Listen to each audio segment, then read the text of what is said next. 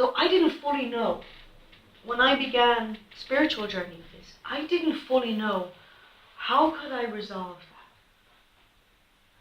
What did I need to grow in myself, or heal in myself, or whatever it was, in myself, so that I could more consistently stay true to myself, true to who I am. And so began to emerge a getting to know of myself. Getting to know who am I now, and what I liked or didn't like about that, because there was plenty I didn't like. And it was probably, there was more that I didn't like than what I actually did like about myself. And that felt, that wasn't a very nice feeling to have inside. So I had to start looking at, okay, how do you do this better so that you like yourself? How do you do this better so that you like yourself? And so I began creating little rules, yeah? I began creating little rules of, okay, well, be honest in everything. Yeah?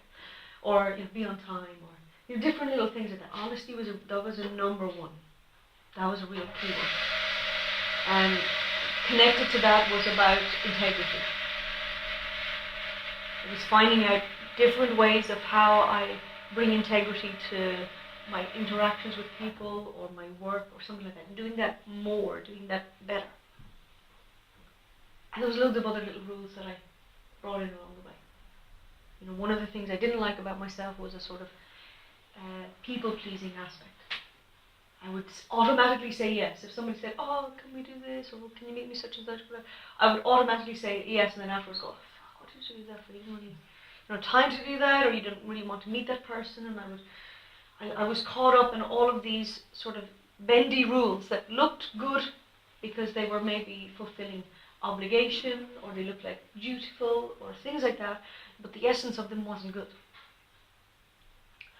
So it required turning a whole lot of different things kind of on their head.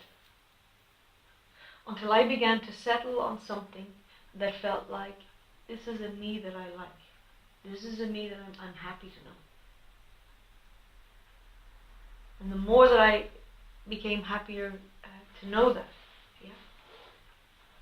the more that began to, I guess, evolve into a state of being.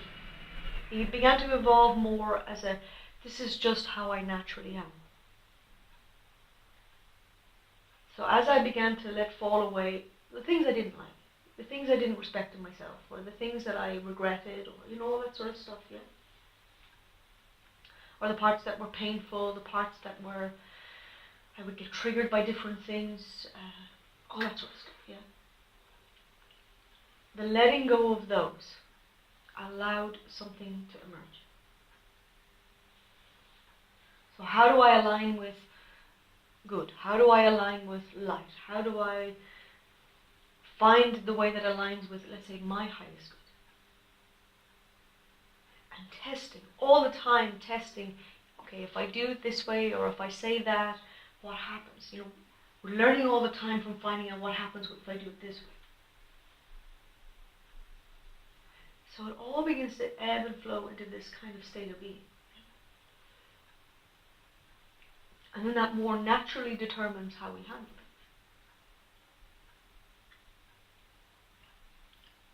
it. The more that we operate in a way like that, the stronger that can become.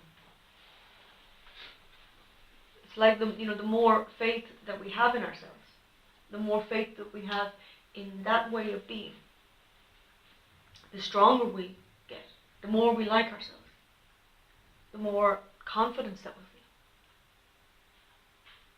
So even if we know that we're still really going through our stuff, we're still healing loads of stuff inside, and that may feel quite hard going, painful even at times. When we have that sense of, I'm in the right state of being for that, it makes it a lot more bearable. It's a bit like we can have a sense that I'm going in the right direction even if it doesn't feel so good right now.